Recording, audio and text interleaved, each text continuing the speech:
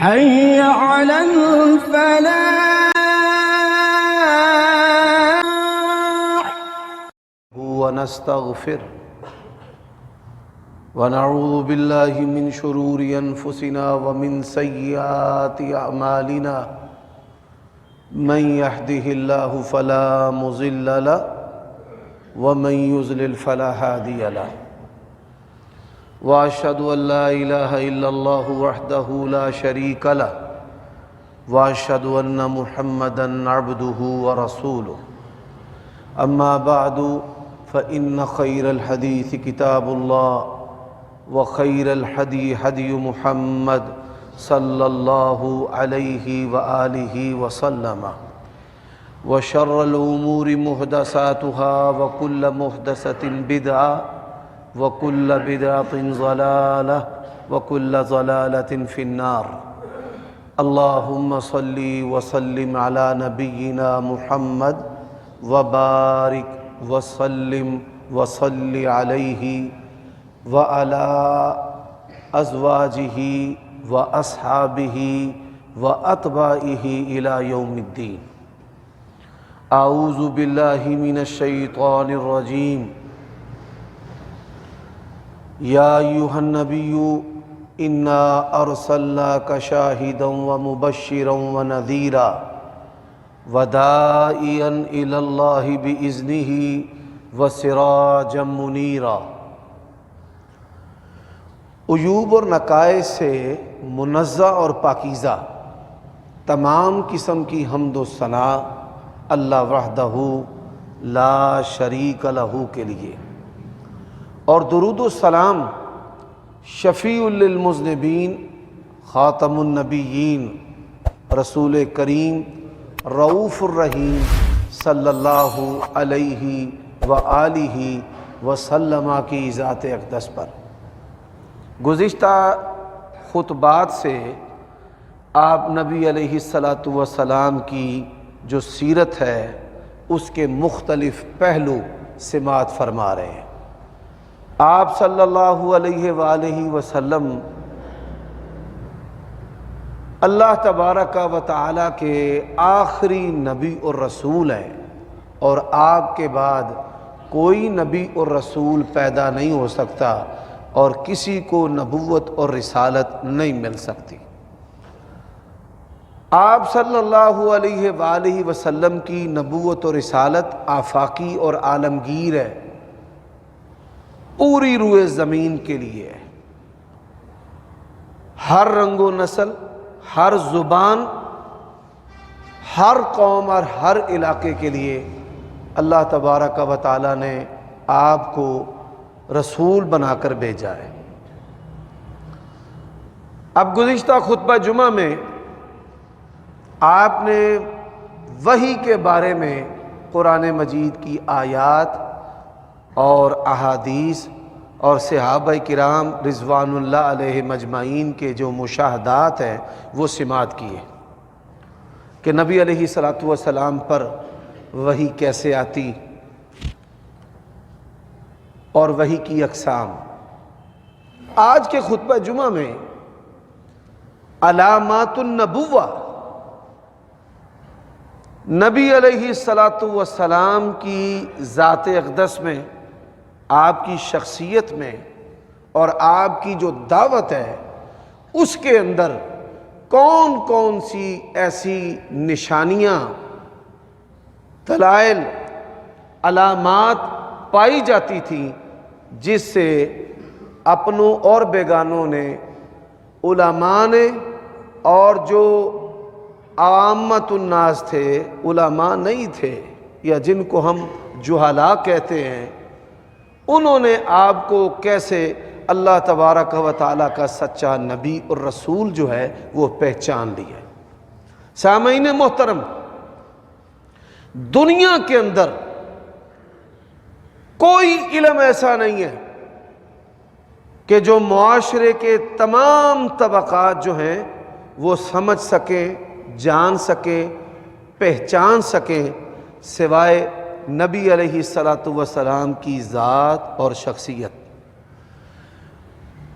جس کے پاس علم نہیں ہے جو جاہل ہے اور جو بڑے سے بڑا عالم ہے، کوئی زمینی علوم کا ماہر ہے یا فلکی علوم کا ماہر ہے، کوئی روحانی علوم کا ماہر ہے یا سفلی علوم کا ماہر ہے، اور جس نے علم کو چکھا بھی نہیں ہے، تمام کے تمام طبقات جو ہیں وہ نبی علیہ الصلوۃ والسلام کی شخصیت اور ذات کو اللہ تعالیٰ کا سچا نبی اور رسول جو ہیں وہ پہچانتے ہیں۔ یہ ایک کمال ہے، اور یہ کمال نبوت اور رسالت ہے، یہ ہمارے پیارے نبی صلی اللہ علیہ وسلم کا کمال ہے۔ اس بات کو پھر ایک دفعہ میں دہراتا ہوں اور آپ سمجھنے کی کوشش کریں۔ دنیا کے اندر کوئی علم، شخصیت، ہستی ایسی ہے ہی نہیں کہ جس کو انسانوں کے تمام طبقات سچا جان سکیں، پہچان سکیں، سمجھ سکیں، سوائے نبی علیہ الصلوۃ والسلام کی شخصیت اور ہستی کے۔ آپ صلی اللہ علیہ وآلہ وسلم کو ہر عالم اور جاہر، اپنے بیگانے انسانوں کے تمام طبقات نے پہچانا ہے کہ آپ یقیناً اللہ تبارک و تعالیٰ کے سچے نبی اور رسول ہیں۔ ماننا الگ بات ہے، پہچاننا الگ بات ہے۔ اب سب سے پہلا جو سوال ہے، آپ صلی اللہ علیہ وآلہ وسلم کو کیسے پتہ چلا کہ اللہ تبارک و تعالیٰ نے مجھے نبوت اور رسالت کے ساتھ سرفراز کیا ہے؟ یہ ایک بڑا اہم سوال ہے، اور پڑھے لکھے لوگ جو ہیں وہ اکثر یہ پوچھتے ہیں کہ نبی علیہ الصلوۃ والسلام کو کیسے پتہ چلا کہ میں اللہ تعالیٰ کا نبی اور رسول ہوں؟ حضرات، اس سوال کو سمجھنے کے لیے پہلے اس بات کو جاننا ضروری ہے، فطرت اللہ التی فطر الناس علیہا، اللہ تعالیٰ نے عالم ارواح کے اندر ہر فرد و بشر اور انسان کو اپنی پوری معرفت دی ہے۔ ہم جو پروگرامر چپ یا ٹیکنیکلی جو چپ ہے اس کے خواص کی بات کرتے ہیں، ہماری جو ٹیکنیکلی چپ روح ہے، اللہ تبارک و تعالیٰ نے اس کو پوری اپنی توحید کی معرفت عطا کی ہے۔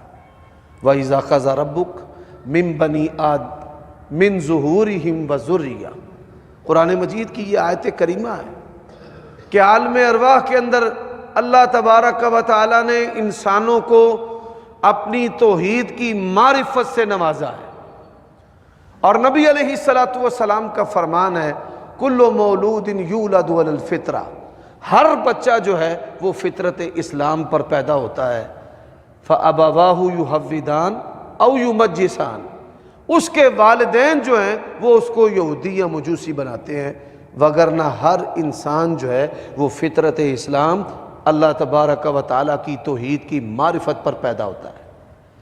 حضرات، نبی صلی اللہ علیہ وآلہ وسلم کی جو شخصیت ہے وہ ہر طرح کے میل کچیل اور آلودگی اور کثافت سے متخلا، بری، پاک اور پاکیزہ ہے۔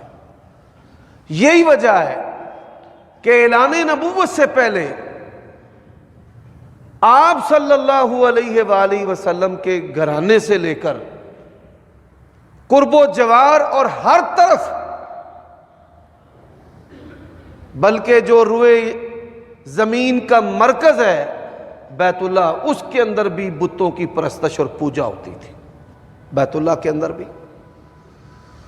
لیکن نبی علیہ الصلوۃ والسلام، آپ نے ساری زندگی ایک لمحہ کے لیے بھی غیر اللہ کو نہیں پکارا، نہ شرک کیا ہے۔ اللہ تعالیٰ نے آپ کو ہمیشہ شرک سے دور رکھا ہے، اور زمانہ جاہلیت کے اندر بعض افراد ایسے تھے کہ بت پرستی سے وہ بیزار تھے۔ صرف بت پرستی نہیں تھی، شخصیت پرستی۔ اتخذوا احبارہم ورہبانہم اربابا من دون اللہ، انہوں نے اپنے درویشوں کو اور اپنے علماء کو اللہ کے سوا رب بنا لیا۔ درویشوں کو رب بنایا کہ جو ایمانی خوف ہے وہ اللہ کے سوا کسی اور سے رکھنا، کہ یہ مار دے گا، نقصان پہنچائے گا، یہ صرف شان اللہ کی ہے۔ یدعون ربہم خوفا وطمعا، ایک ایمانی خوف ہے اور ایک طبعی خوف ہے۔ میں ایمانی خوف کی بات کر رہا ہوں، طبیعت کے خوف کی بات نہیں کر رہا۔ اس کو میں تھوڑا سا واضح کر دیتا ہوں۔ جیسے دشمن کا خوف ہے، کتے کا خوف ہے، سانپ کا خوف ہے، نقصان مالی جو ہے اس کا خوف ہے، یہ طبعی خوف ہے۔ اور ایمانی جو خوف ہے کہ نفع اور نقصان اور زندگی اور موت، جیسے ہمارے ہاں ٹیپیکلی جملے جو ہیں، میں ساڑ کے سوا کر دیاں گا، میں ملیا میٹ کر دیاں گا، تباہ و برباد کر دیاں گا، یہ اختیار کس کے پاس ہے؟ اللہ تعالیٰ کے پاس ہے۔ تو زمانہ جاہلیت کے اندر ایک ادیب گزرا ہے، اس کا نام تھا لبید۔ نبی علیہ الصلاۃ والسلام اس کی بڑی تعریف کیا کرتے تھے۔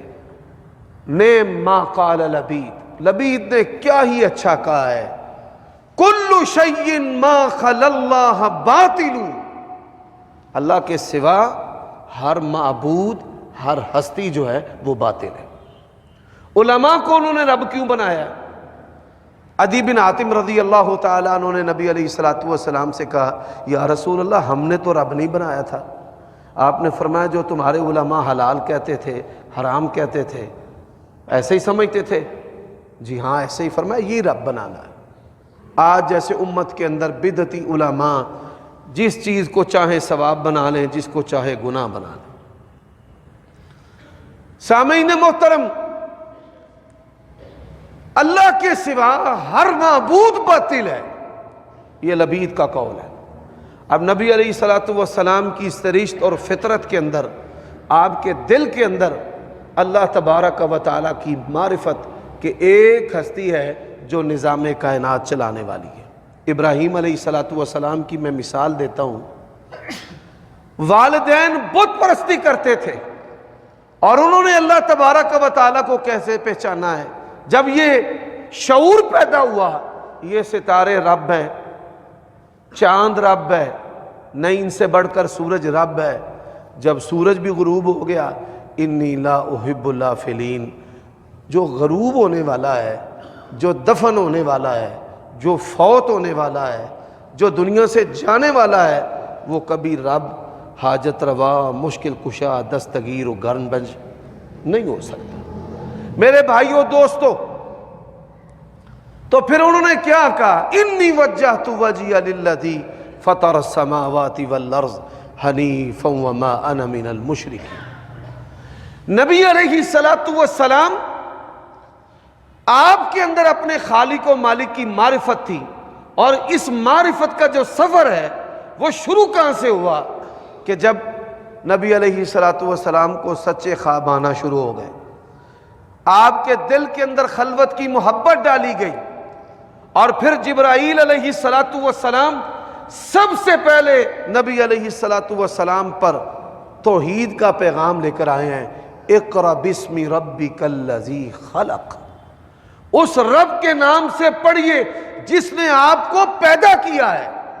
حضرات، قرآن مجید کے شروع کے اندر ہی اللہ تبارک و تعالیٰ نے ایمان والوں کو اور کافروں کو اور تمام انسانوں کو مخاطب کر کے اپنی توحید پر وہی دلیل پیش کی ہے جو دلیل حضرت جبرائیل علیہ الصلوۃ والسلام نبی کریم پر لے کر آئے۔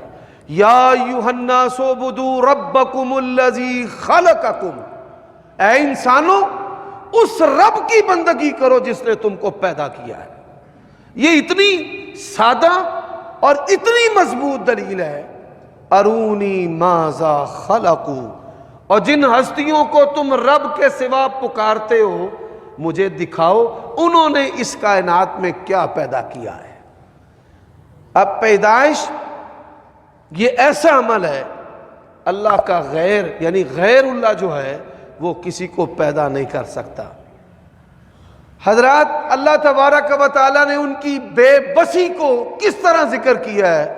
فرمائیں یسلبہم الذباب لا یستنقذوہ ضعف الطالب والمطلوب، اگر مکھی کھانے کا ایک ذرہ ان سے چھین کر لے جائے، یہ سب مل کر وہ ذرہ جو ہے وہ واپس نہیں لا سکتے۔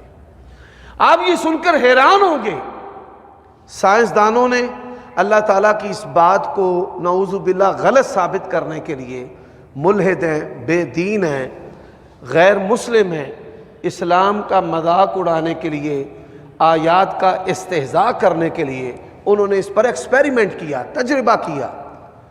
مکھیاں پکڑی، ان کے سامنے خوراک رکھ دی، اب وہ اڑی۔ تجربہ کیا ہو رہا تھا؟ مسلمانوں کے رب نے کہا ہے، ان کی کتاب کے اندر ہے، ان کے نبی نے کہا ہے، اِن يَسْلُبُهُمُ الذُّبَابُ لَا يَسْتَنْقِذُوهُ، اگر مکھی جو ہے وہ ذرہ لے جائے، یہ سب مل کر وہ ذرہ واپس نہیں لا سکتے۔ تو انہوں نے تجربہ شروع کر دیا کہ یہ ذرہ کھانے کا لے گی تو ہم اسے واپس چھینیں گے، اور یوں اللہ تعالیٰ اور اس کا رسول اور قرآن اور دین اسلام جو ہے وہ غلط ثابت ہو جائے گا۔ حضرات، مکہ میں میڈیکل سائنس کا کوئی عروج نہیں تھا، کوئی لیبارٹری نہیں تھی۔ نبی علیہ السلام کی ٹیم کے اندر بایو اور فزکس کیمسٹری کے ماہرین نہیں تھے کہ جو تجربات کرنے کے بعد نبی علیہ السلام کو بتاتے تھے کہ مکھی کے یہ خصائص ہیں، اور یہ بیٹا بیٹھ جاؤ یہاں پر، چھوڑ دو، مکھی کے یہ خصائص اور خوبیاں ہیں، اور ایسے اور ویسے اور ایسے ہوتا ہے۔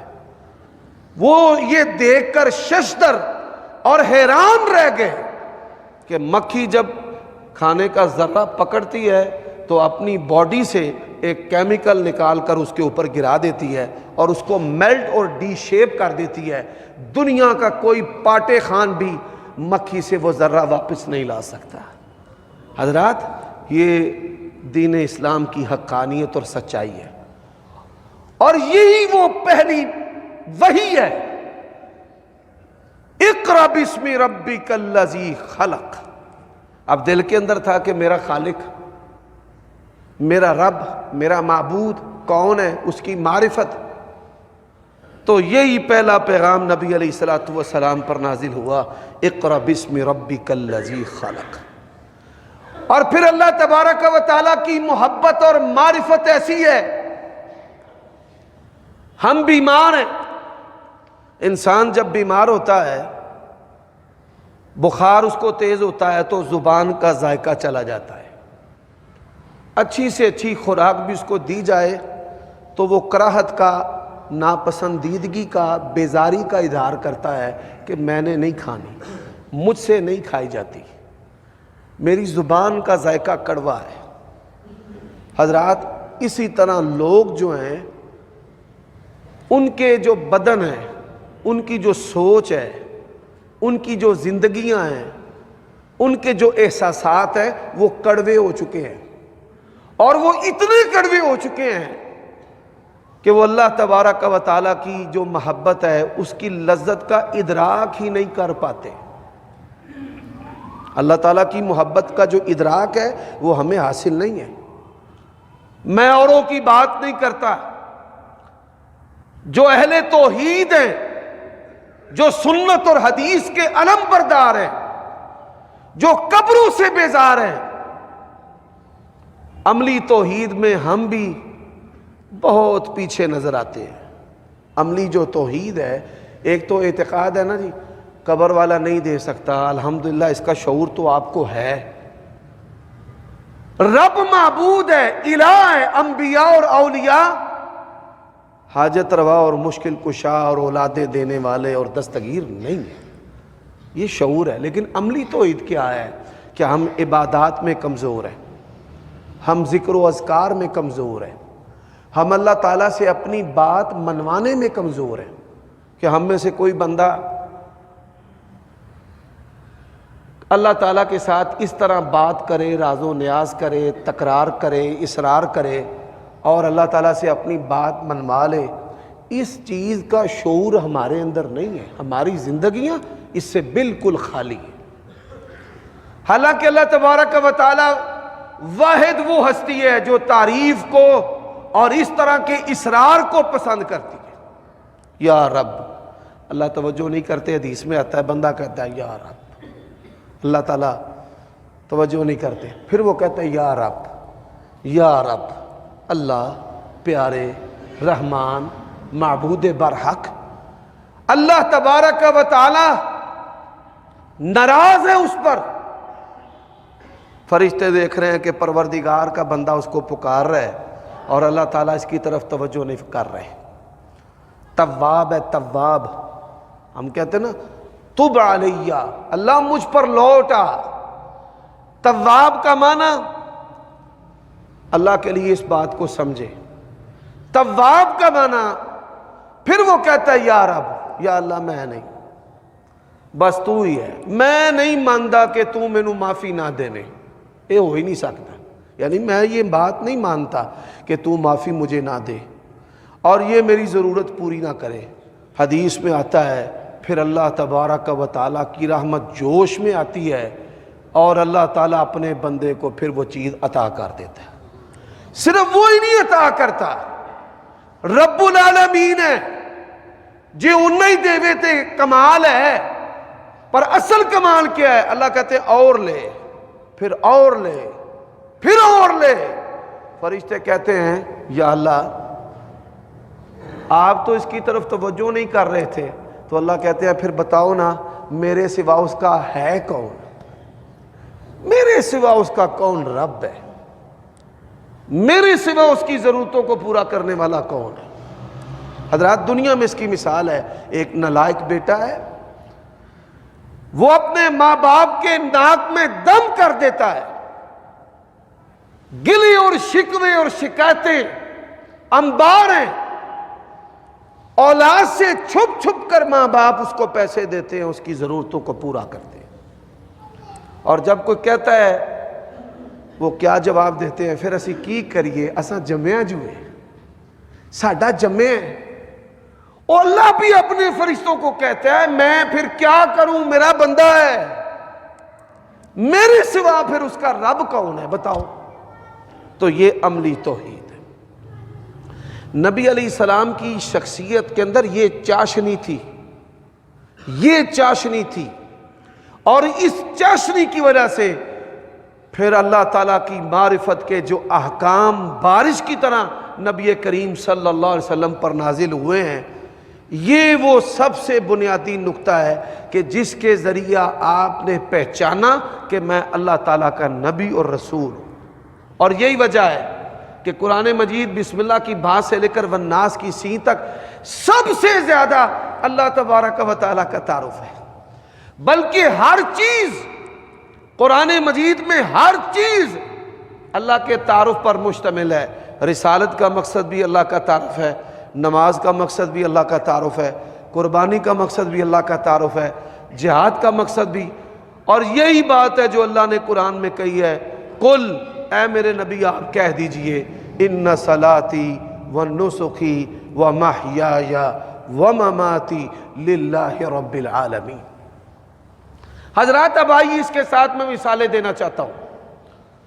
قرآن مجید میں فرمایا الذین آتیناہم الکتاب یعرفونہ کما یعرفون ابناءہم وَإِنَّ فَرِيقًا مِّنْهُمْ لَيَكْتُمُونَ الْحَقَّ وَهُمْ يَعْلَمُونَ. فرمائے اہل کتاب میں سے آپ کو اس طرح سچا جانتے ہیں جس طرح اپنے بیٹوں کو. جب یہ آیت کریمہ نازل ہوئی تو عبداللہ بن سلام رضی اللہ تعالیٰ عنہ یہ یہودیوں کے بہت بڑے عالم تھے, بڑے باکردار تھے, بڑے پاکیزہ تھے. وہ نبی علیہ السلام کے پاس آئے, فرمانے لگے جب یہ آیت کریمہ میرے کانوں میں پڑی ہے نا تو میں مجبور ہو گیا کہ آپ کی بارگاہ کے اندر حاضر ہو جاؤں. اللہ کی قسم ہے میں آپ کو اس طرح اللہ کا سچا نبی رسول پہچانتا ہوں جس طرح مجھے اپنے بیٹوں کی معرفت ہے. اللہ نے یہ بات سچ کہی ہے. لیکن میرے بارے میں یہودیوں سے پوچھ لے کہ میں کیسا بندہ ہوں. نبی علیہ السلام نے یہودیوں کو بلایا, فرمایا کہ عبداللہ جو ہے وہ تمہارے اندر کیسے ہے؟ انہوں نے کہا ابن السلام, عبداللہ بن سلام ہاں ہوا خیر وابن خیر تعریفاں دے پڑھ بن دیتے ہو نا کہ کمال ہے جی بہت ہی بہترین اس کا باپ بہترین پردے کے پیچھے سے نکلے کہنے لگے اشہد ان لا الہ الا اللہ واشہد ان محمد رسول اللہ. حضرات وہیں پر یہ بدبخت قوم جو ہے کہنے لگے صحیح بات یہ ہے یہ بھی بڑا برا ہے اس کا باپ بھی بڑا برا ہے. حضرات جو ننھے بچے ہوتے ہیں چھوٹے چھوٹے بچے ان کو بھی پتا کہ نبی علیہ الصلوۃ والسلام جو ہیں وہ اللہ تعالیٰ کے سچے نبی رسول ہیں. ایک یہودی بچہ تھا رسول اللہ صلی اللہ علیہ وآلہ وسلم کو کن اکھیوں سے دیکھتا تھا. یعنی اس نے مسجد نبوی میں آنا کئی مرتبہ ادھر کھڑے ہو کر دیکھنا کبھی قریب کبھی دور یعنی مختلف جگہوں سے. بیمار ہو گیا کئی دن نبی علیہ الصلوۃ والسلام کی خدمت میں وہ حاضر نہیں ہوا مسجد میں اس کو دیکھا نہیں گیا. رسول اللہ صلی اللہ علیہ وآلہ وسلم اس کی تیمارداری کے لیے گئے. آپ صلی اللہ علیہ وسلم نے اسے پوچھا ہو چھوٹو کیا حال ہے ٹھیک ہو؟ 10 سال سے چھوٹا بچہ تھا ٹھیک ہو؟ اس نے کہا جی میں ٹھیک ہوں. فرمایا تاجدونی فی التورات یہ بتا کہ مجھے اپنی کتاب تورات کے اندر تو نے پایا ہے میرے بارے میں تجھے پتا ہے کہ میں اللہ کا نبی رسول ہوں میرے بارے میں تو جانتا ہے کہ میں تمہاری کتاب تورات کے اندر ہوں. اس نے کہا ہاں. باپ اس کا پاس تھا باپ کی طرف دیکھے ڈرے باپ کی ہیبت ہوتی ہے فطرتی طور پر باپ کی طرف دیکھے لیکن اس نے گردن کے ساتھ اشارہ کیا ہاں آپ کا تذکرہ ہماری کتاب کے اندر ہے. تو فرمایا گواہی دینا کہ میں سچا اللہ کا رسول ہوں دے گواہی. اس نے اپنے باپ کی طرف دیکھا تو اس کے باپ نے اشارہ کیا کہ ہاں ہاں کر دے. کیا کر دے؟ ہاں کر دے. بچے نے نبی علیہ الصلوۃ والسلام کی رسالت کی ابھی گواہی دی اس کی روح اس کے جسم سے پرواز کر گئی. حضرات اللہ کے نبی علیہ الصلوۃ والسلام کی معرفت امام احمد رحمہ اللہ اپنی مسند کے اندر حدیث لے کر آئے. حضرت سلمان الفارسی رضی اللہ تعالیٰ عنہ صحابہ کرام میں سے وہ صحابی ہیں جن کی بڑی عمر تھی. جب یہ مسلمان ہوئے تب ان کی عمر جو ہے وہ 100 سال کے قریب تھی. کتنے سال جی؟ بوڑھے سفید پورا جسم بوڑھا. اپنی کتابوں کے اندر کیا پڑھا جو اللہ کا آخری نبی اور رسول آئے گا اس کی 3 نشانیاں. پہلی نشانی کھجوروں کی سرزمین میں آئے گا. پوری روئے زمین پر کھجوروں کی سرزمین 2 جگہ ہیں.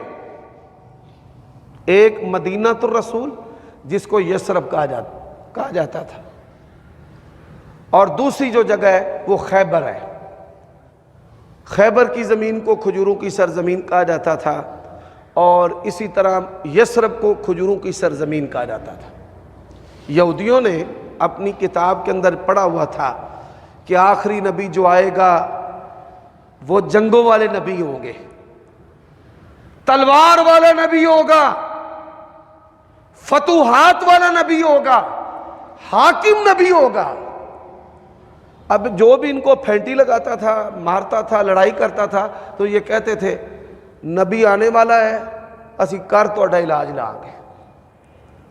اور کھجوروں کی سرزمین میں آ کر آباد ہو گئے. باہر سے آ کر یثرب میں رہنا شروع کر دیا باہر سے آ کر خیبر میں رہنا شروع کر دیا کہ یہ 2 جگہ کھجوروں کی سرزمین ہے یہاں پر آخری نبی اور رسول نے آنا ہے اور پھر ہم نے ان کے ساتھ مل کر اپنے مخالفین کو کاٹنا ہے.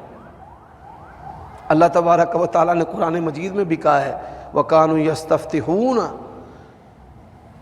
اس سے پہلے اپنے مخالفین کو دھمکایا کرتے تھے بس ان قریب آنے والے ہیں پھر تمہاری خیر نہیں ہے. اور جب وہ آگے پہچان لیا تو پھر کھلم کھلا ماننے سے، تسلیم کرنے سے انکار کر دیا۔ اب یہودیوں کے اندر بڑے بڑے علماء اللہ تعالیٰ نے ان کو مشرف با اسلام کیا۔ عیسائیوں کے اندر بڑے بڑے جو علماء تھے، تمیم داری رضی اللہ تعالیٰ عنہ، یہ عیسائی ربی تھے، دہیہ کلبی یہ عیسائی عالم تھے، بڑے بڑے ان کے علماء تھے۔ تو حضرت سلمان الفارسی رضی اللہ تعالیٰ عنہ، یہ حدیث بڑی لمبی ہے لیکن قصہ مختصر، 3 نشانیاں ان کے ذہن میں تھی۔ پہلی نشانی کھجوروں کی سرزمین، ان کو پتہ چلا کہ مدینۃ الرسول یثرب میں ایک ہستی شخصیت آئے ہیں جنہوں نے آخری نبی رسول ہونے کا دعویٰ کیا ہے، تو وہ ہجرت کرتے ہوئے بڑی صعوبت اور تکلیف کے ساتھ مدینہ آ گئے۔ اب دوسری نشانی کیا تھی؟ دوسری نشانی تھی کہ وہ صدقہ اور زکوٰۃ جو ہے اس کو قبول نہیں کریں گے۔ ہم آج حیران ہیں، آل رسول ہونے کا بھی دعویٰ کرتے ہیں، ہر شے چٹی لگی ہوں گے۔ اور یہ بات یاد رکھ لو، امت کی پستی اور زوال میں سے کہ جب امت کے علماء اور اماموں کا گزر بسر صدقہ اور زکوٰۃ پر ہو، یہ بات یاد رکھ لیں۔ بڑے بڑے علم والے، بڑے بڑے ڈگریوں والے، لیکن مال دولت پیسے کے اندر آ کر زیرو ہو جاتے ہیں۔ دنیا داروں، سرمایہ داروں، ان کے آگے پیچھے جو ہیں مال حاصل کرنے کے لیے مختلف ہیلے بہانے کرتے رہتے ہیں۔ یہ امت کے زوال میں سے ایک علامت ہے۔ اللہ تعالی ہمیں، ہم سب کو اسے محفوظ رکھے۔ حالانکہ اسلام نے کیا کہا ہے؟ لن تنالوا البر حتى تنفقوا مما تحبون۔ ایتھے جڑا پتر نہیں چلدا کم تے بھی سکول چ بھی انہوں مدرسے پا دیو، اور جو چیز گھر میں دکان پہ استعمال کے بکنے کے قابل نہیں رہتی، ٹال بن گیا، انہوں مدرسے دے آؤ۔ میل کچیل دے کر اور گھٹیا مال دے کر آپ شکوہ کریں کہ آج امت جو ہے وہ قیادت سے محروم ہے، تو یہ ہماری بد نصیبی ہے اور ہمارا طرز عمل ہے کہ جس کی وجہ سے آج امت ان حالات کا شکار ہے۔ اور جس کا ہم نے کلمہ پڑھا ہے، ساری زندگی اس نبی نے ایسے کیا ہی نہیں۔ اس نبی نے امت کی تربیت کیا کی ہے؟ اوپر والا ہاتھ نچلے ہاتھ سے بہتر ہے، دینے والا ہاتھ لینے والے ہاتھ سے بہتر ہے۔ اور جب تک انسان کے اندر اس بات کا شوق اور غیرت نہیں نہ پیدا ہوتی کہ میں نے یہاں سے یہاں پہ آنا ہے، تب تک اس کی زندگی کے حالات تبدیل ہوتے ہی نہیں۔ نبی علیہ السلام نے فرمایا جو مخلوق سے مانگتا ہے نا، اللہ پھر اسے مخلوق کے سپرد کر دیتا ہے، وہ عزت والا ہو یا ذلت والا ہو۔ من یستغنی یغنیہ اللہ، یہ ہے عملی توحید جس میں ہم پیچھے ہیں۔ فرمایا جو مخلوق سے بے پرواہ رہنا چاہتا ہے، اللہ تعالیٰ اس کی بے پرواہی کے پھر اسباب پیدا کر دیتا ہے۔ اللہ کہتا ہے کہ میرا بندہ غیرت والا ہے، میرا در چھوڑتا نہیں ہے، دوسرے کے در پہ جاتا نہیں ہے، چلو آج کے بعد تو مخلوق میں سے کسی کے در پر نہیں جائے گا، تیرا میرا تعلق ہے۔ اللہ پھر بغیر حساب کے بندے کو عطا کرتا ہے۔ پر یہ کام مشکل ہے، اللہ کی توفیق سے مشکل نہیں۔ صحابہ کرام، اللہ کے نبی نے کہا ہے سوال نہیں کرنا مخلوق سے،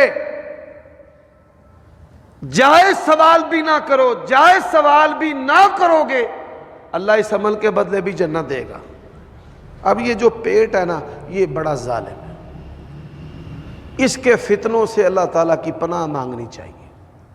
یہ نہیں بھرتا، رسول اللہ نے فرمایا قبر کی مٹی کے سوا اس کو کوئی چیز بھرنے والی نہیں ہے۔ لا یملؤ جوف ابن آدم الا التراب۔ صحابہ کرام بھی ایسے کمال کے لوگ تھے، وہ گھر میں بیٹھ گیا، یا اللہ رزق، اللہ سونیا تو نہیں دینا ہے، یا اللہ تو نہیں، تو ہی، تو بھی نہیں، تو بھی، تو ہی، تو تھوڑی دیر گزری چوہا نکل آیا بل میں سے، ویلا بیٹھا سی، اس نے تسلا چوہے کے اوپر ڈال دیا، بل میں سے اس کا ساتھی نکل آیا، اس نے دیکھا کہ میرا ساتھی اس تسلے کے نیچے ہے، برتن کے نیچے ہے، بل کے اندر گیا، سونے کا ایک سکہ لے آیا اور 3 ماشے سونے کا سکہ لے آیا۔ صحابی کہتے ہیں میں نے چھوڑا نہیں، وہ پھر گیا پھر لے آیا، پھر گیا پھر لے آیا، 16 یا 18 سونے کے سکے وہ بل میں سے لے آیا۔ جب دیکھا نا کہ درویش جو ہے چھوڑ نہیں رہا، پھر گیا بل کے اندر خالی تھیلی لے آیا، وہ بھائی میاں چھڑ دے ہون تے خالی تھیلی رہ گئی ہے، تو چھڑن دا نا ہی نہیں پہ لیتا۔ ہمارے ہاں کیا ہے، کنو کان کسے نو خبر نہ ہوئے، تے مولوی بھی رب نے سانو بڑے شہزادے دیتے نے جڑے سمجھتے ہیں بھئی سارے صدقے دا گھنٹہ کار اسی ہوئی۔ کوئی بندہ ٹور جنا حضرت جی 1000 روپیہ لبا ہے، آندہ مینو ہی دے جا، گلے پا جا، اللہ اللہ بندے کی مدد کرتا ہے، لیکن کمال دیکھیے، اسی وجہ سے میں کہتا ہوں کہ یہ کائنات 10,000 مرتبہ تباہ ہو کر دوبارہ بن جائے، صحابہ جیسا نہیں جے کوئی ہو سکتا۔ سبحان اللہ، اس نے سکے لیے ہتھیلی پر رکھ کر نبی پاک کے پاس آ گیا، یا رسول اللہ اگر جائز ہے تو لے لیتا ہوں، اگر جائز نہیں ہے تو پھینک دیتا ہوں، چھوڑ دیتا ہوں۔ اگر ہمارے مولویوں جیسا طرز عمل ہوتا تو نبی پاک کہتے اچھا اتھے ہی رکھ دے، بیت المال چھپا دے۔ فرمایا انہا توما، اور تیرے گھر میں جو فاقے تھے رب نے تجھے یہ غیب سے رزق دیا ہے، واللہ یرزق من یشاء بغیر حساب، جہاں سے چاہے جس وقت چاہے رزق عطا کرنے والا کون ہے؟ اللہ۔ یہ عملی توحید ہے۔ حضرت سلمان وہ کھجوروں کی سرزمین میں آ گئے۔ اب دوسری علامت تھی کہ نبی صدقہ زکوٰۃ نہیں کھائے گا، وہ بڑی عمدہ چیز لے کر اللہ کے نبی کے پاس آئے کہ یہ صدقہ زکوٰۃ ہے، لے لے۔ فرمایا میں اللہ کا نبی ہوں، میں صدقہ زکوٰۃ نہیں۔ فرمایا لا تحل لآل محمد صدقہ، قیامت کی صبح تک کے لیے سن لو، آل محمد کے لیے صدقہ زکوٰۃ جائز ہی نہیں ہے۔ حضرت حسین نے کھجور پکڑ کر منہ میں ڈال لی، اللہ کے نبی نے فوراً سے پہلے انگلی منہ میں داخل کی، کھجور نکال کر باہر پھینک دی، فرمایا یہ صدقہ ہے اور صدقہ آل محمد کے لیے جائز نہیں ہے۔ حضرات سلمان فارسی جب واپس جانے لگے نا تو اللہ کے نبی علیہ السلام نے فرمایا ادھر آ، تیسری نشانی بھی دیکھ لے جو تو نے اپنی کتابوں میں پڑھی۔ فرماتے ہیں اللہ کے نبی آپ کی جو شانے کی ہڈی تھی، بائیں شانے کی ہڈی، اس کے ساتھ مور نبوت یعنی نبوت کی علامت تھی، ایک ابھار تھا جس کے اوپر کبوتری کے انڈے کے برابر ابھار تھا۔ یہ کمال کی بات ہے، بہت کمال کی۔ اور اس کے اوپر مسے تھے، تل، سیاہ نشانات تھے۔ اور اس کا کمال کیا تھا؟ اللہ تعالیٰ جب چاہتا اپنے نبی کو یہاں سے آنکھ کی طرف دکھانا شروع کر دیتا۔ ایک دن آپ نماز پڑھا رہے تھے، آپ نے قسم اٹھائی، واللہ، صحیح مسلم میں حدیث ہے، واللہ، فرمایا اللہ کی قسم، انی لأراکم من وراء ظہری، میں اپنی کمر سے بھی تمہیں اس طرح دیکھتا ہوں جس طرح اپنی آنکھوں سے دیکھتا ہوں۔ تو یہ علامات نبوت ہے کہ ان علامات نبوت سے یہودیوں اور عیسائیوں نے، بچوں نے اور بیگانوں نے پہچانا ہے کہ آپ اللہ تعالیٰ کے نبی اور رسول ہیں۔ انشاءاللہ اسی موضوع کا تسلسل آئندہ خطبہ جمعہ میں رہے گا، اسی پر اکتفا کرتا ہوں۔ اللہ تعالیٰ ہمیں نبی علیہ السلام کی محبت پر زندگی بسر کرنے کی توفیق عطا فرمائے۔